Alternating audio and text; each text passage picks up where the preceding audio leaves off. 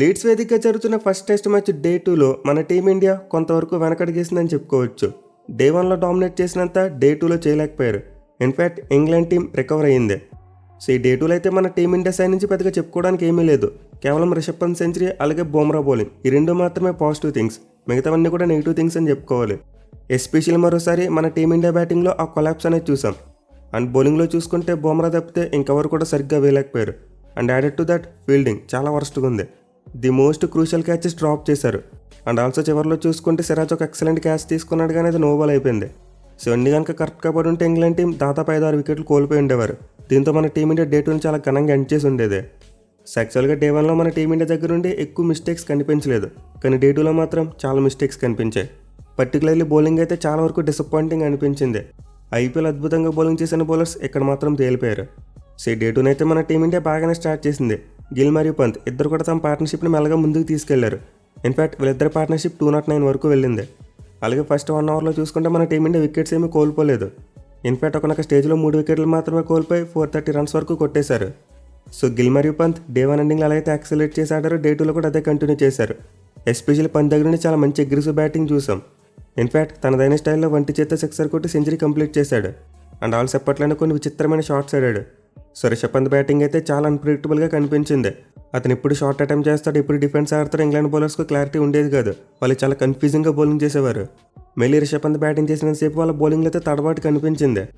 So Pant అయితే మరోసారి test ఫార్మాట్లో తను ఎందుకు బీస్టో ప్రూవ్ చేసుకున్నాడు. నిజంగా అద్భుతమైన బ్యాటింగ్ చేశాడు. ఎస్పెషల్లీ మన టీమిండియా తరపున టెస్ట్ ఫార్మాట్లో ఎక్కువ సెంచరీలు కొట్టిన వికెట్ కీపర్ బ్యాట్స్మెన్గా చరిత్రగా ఎక్కాడు.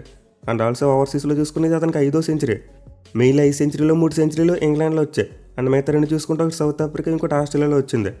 సో క్లియర్లీ రిషబ్ పంత్ అయితే ఆల్రెడీ మన టీమిండియాకు టెస్ట్ ఫార్మాట్లో ఓవర్సీస్లో ది బెస్ట్ వికెట్ కీపర్ బ్యాట్స్మెన్గా మారిపోయాడు. పర్టికులర్గా ఇంగ్లాండ్లో చూసుకుంటే అతని బ్యాట్ నుంచి 3 సెంచరీలు వచ్చాయి. So Indian wicket keeper batsmen England గడ్డ మీద 3 సెంచరీలు కొట్టడం అంటే మామూలు విషయం కాదు. అండ్ ఆల్సో రన్స్ పరంగా చూసుకున్న తన కెరీర్లో మోస్ట్ ఆఫ్ ది రన్స్ సేనా కంట్రీస్లోనే వచ్చాయి. మనం నిన్నే చెప్పుకున్నాం తన ఓవరాల్ టెస్ట్ కెరీర్లో 3000 పరుగుల మార్కును అందుకున్నాడని చెప్పి. బట్ వీటిలో 1700 కంటే ఎక్కువ రన్స్ ఓవర్సీస్లోనే కొట్టాడు. ఇన్ఫాక్ట్ ఈ విషయంలో ధోని రికార్డును కూడా బ్రేక్ చేశాడు. ఈ మ్యాచ్ ముందు వరకు ధోని మన టీమిండియా తరపున ఓవర్సీస్లో ఎక్కువ రన్స్ కొట్టిన వికెట్ కీపర్ బ్యాట్స్మెన్గా ఉన్నాడు. బట్ రిషబ్ పంత్ ఈ మ్యాచ్ ఆడిన ఇన్నింగ్స్ ద్వారా ఆ రికార్డును బ్రేక్ చేశాడు. ప్రజెంట్ మన టీమిండియా తరపున ఓవర్సీస్లో ఎక్కువ రన్స్ కొట్టిన వికెట్ కీపర్ బ్యాట్స్మెన్గా అతను ఉన్న టాప్లో. సో పంత్ అయితే 134 రన్స్తో ఒక అద్భుతమైన నాక్ కొట్టాడు. వేరే శుభ్మన్ గిల్ చూసుకుంటే డే 2లో అంత అగ్రెసివ్గా ఆడలేకపోయాడు. ఇన్ఫాక్ట్ అతనికి స్ట్రైక్ కూడా పెద్ద ఎక్కువగా రాలేదు. దీనివల్ల అతను ఓవర్నైట్ స్కోర్కి చూసుకుంటే కేవలం 20 రన్స్ మాత్రం యాడ్ చేయగలిగాడు. బట్ 8 మ్యాచ్లు కూడా వరకు కొట్టిన 2 సెంచరీస్లో చూసుకుంటే అతనిది ది బెస్ట్ సెంచరీ అని చెప్పుకోవచ్చు. ఎందుకంటే అతని బ్యాటింగ్లో ఆ కంట్రోల్ మరి అథారిటీ కనిపించింది. అదే మీరు మిగతా సెంచరీలు చూసుకుంటే కొన్ని ఫాల్ షాట్స్ ఉన్నాయి. ఇన్ఫాక్ట్ గిల్ యొక్క ఫాల్ షాట్ పర్సెంటేజ్ చూసుకుంటే 8% ఉంది. కానీ సెంచరీ చేసిన మిగతా బ్యాట్స్మెన్ చూసుకుంటే ఓవర్ 18% ఫాల్ షాట్స్ ఉన్నాయి, ఇంక్లూడింగ్ పోప్ కూడా. సో డెఫినెట్లీ గిల్ అయితే తన క్యాప్టెన్సీ డెబ్యూలో ఒక అద్భుతమైన సెంచరీ కొట్టాడు.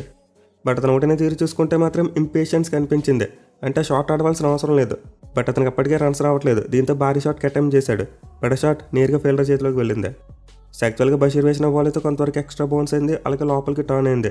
దీనివల్ల శుభ్మన్ గిల్ సరిగ్గా టైం చేయలేకపోయాడు. సో వికెట్ ద్వారా ఒక లాంగ్ పార్ట్నర్షిప్ అయితే బ్రేక్ అయింది. అండ్ మన టీమిండియా 430 రన్స్ దగ్గర 4th వికెట్ కోల్పోయారు. అయితే ఒక హాఫ్ అన్ అవర్ తర్వాత చూసుకుంటే ఈ వికెట్ ఎంత పెద్ద టర్నింగ్ పాయింట్ మనకు అర్థమవుద్ది. ఎందుకంటే గిల్ వికెట్ పడిపోయిన తర్వాత లంచ్ బ్రేక్ ముందు మన వాళ్ళు కొలాప్స్ అవడం చూసాం. టపటపా వికెట్లు పడిపోయాయి. 8 ఏళ్ల తర్వాత కంబ్యాక్ ఇచ్చిన కరుణ్ నాయర్ ఒక ఎక్స్పెన్సివ్ కవర్ డ్రైవ్కి వెళ్ళిపోయాడు. అండ్ పోప్ ఒక ఎక్సలెంట్ క్యాచ్ తీసుకున్నాడు. అలాగే తర్వాత రిషబ్ పంత్ చూసుకుంటే కొంతవరకు లో బౌన్స్కి డిసైవ్ అయిపోవడం చూసాం. ఇన్ఫాక్ట్ సార్ అనుకున్నంత రేంజ్లో బాల్ బౌన్స్ కాలేదు. అండ్ ఆల్సో లోపలికి మూవ్ అయింది. దీంతో అద్భుతంగా బ్యాటింగ్ చేస్తున్న అతను ఎల్బీడబ్ల్యూగా అవుట్ అయిపోయాడు. అండ్ ఎవరి నెక్స్ట్ ఓవర్లో షార్దుల్ ఠాకూర్ చూసుకుంటే బ్యాట్ని గట్టిగా ఊపే ప్రయత్నంలో తన వికెట్ని కోల్పోయాడు. సో మన టీమిండియా చాలా కంటిన్యూస్గా క్విక్ టైంలో 4 మేజర్ వికెట్స్ కోల్పోయింది. అండ్ ఆ తర్వాత చూసుకుంటే మన టైల్ ఎండర్స్ ఎక్కడ నిలవలేకపోయారు, టప్ అవుట్ అయిపోయారు. దీంతో మన వాళ్ళు చివరి 7 వికెట్లు కేవలం 41 పరుగుల వ్యవధిలో కోల్పోయినట్టు అయింది. సో నిజంగా ఇలాంటి కొలాప్స్ అయితే అసలు ఎక్స్పెక్ట్ చేయలేదు. గిల్ మరి పంత్ మధ్య పార్ట్నర్షిప్ చూసి మన వాళ్ళు ఈజీగా 550 వరకు కొడతారేమో అనుకున్నాం. ఇన్ఫాక్ట్ డిక్లేర్ చేసే స్థాయికి వెళ్తారేమో అనుకున్నాం. బట్ అనవసరంగా పూర్ బ్యాటింగ్తో మన టీమిండియా మరోసారి ఆ కొలాప్స్లో అయితే చూసిందే. ఏదైతే డే 1లో తప్పించుకున్నామని సంబరపడ్డామో అది డే 2లో ముందుకు వచ్చేసింది. సో డెఫినెట్లీ కరుణ్ నాయర్, జడేజా మరియు షార్దుల్ ఠాకూర్ ఈ ముగ్గురు కూడా చాలా డిసప్పాయింట్ చేశారు. ఈ ముగ్గురు ఒక్కరు ఒక 50 కొట్టే మన టీమిండియాకి ఇంకా బెటర్ స్కోర్ వచ్చి ఉండేది. బట్ ఎనివే గిల్ వికెట్ పడే వరకు ఇంగ్లాండ్ బౌలింగ్ ఒకలా ఉంటే గిల్ వికెట్ పడిన తర్వాత మరోలా ఉంది. ఎస్పెషల్లీ చివరిలో టైల్ని చాలా క్విక్గా క్లీన్ చేశారు. మెయిన్లీ జాస్ టాంగ్ అన్ఎక్స్పెక్టెడ్గా గుడ్ లెంత్లో చాలా బాగా బౌలింగ్ చేశాడు. యాక్చువల్గా ఇంగ్లాండ్ బౌలర్స్లో చూసుకుంటే బెస్ట్ బౌలర్ బెన్ స్టోక్సే. అది ఇన్నింగ్స్ మొత్తం కూడా ఎప్పుడు బౌలింగ్ వచ్చినా చాలా బాగా బౌలింగ్ చేశాడు. మెయిన్లీ పంత్కు మరి అతనికి మధ్య ఒక మంచి బ్యాటిల్ చూసాం.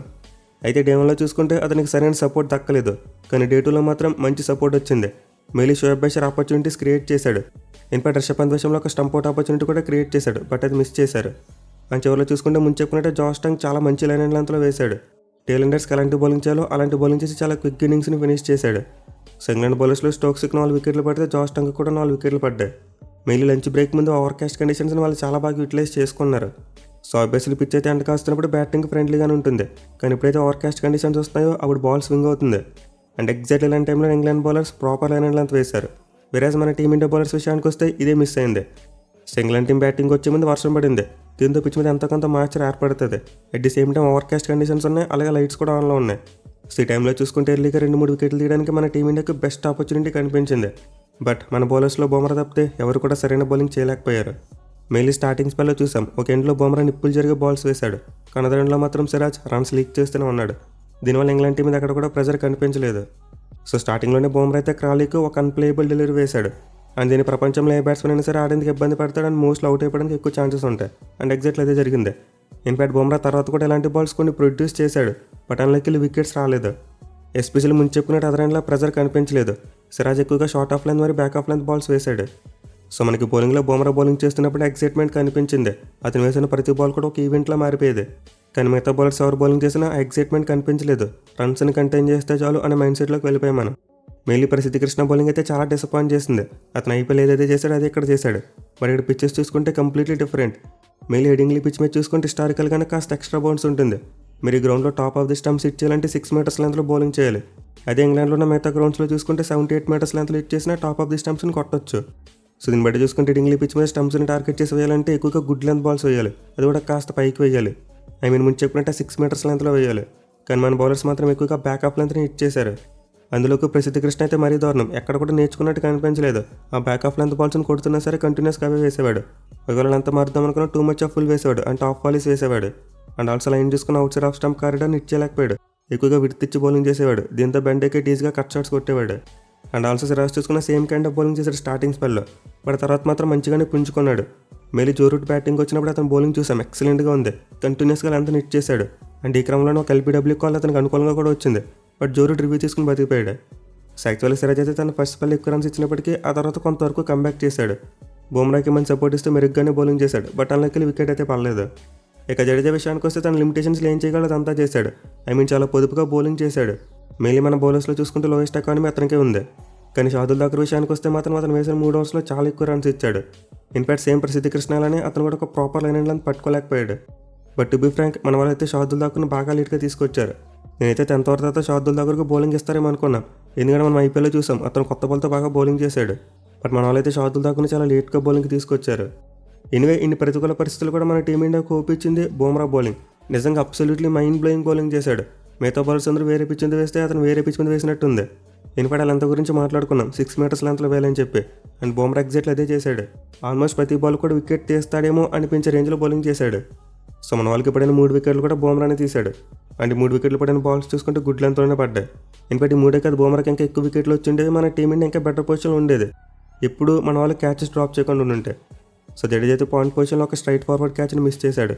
అలాగే తర్వాత గల్లీ పొజిషన్లో చూసుకుని జైస్వాల్ చాలా స్ట్రగుల్ అవుతూ ఫీల్డింగ్ చేశాడు. మెయిన్లీ ఓలిపా 50 కంప్లీట్ చేసిన తర్వాత ఒక క్యాచ్ ఇచ్చాడు, అది కనుక తీసుకుని ఉంటే మన టీమిండియా చాలా స్ట్రాంగ్ పొజిషన్లో ఉండేది.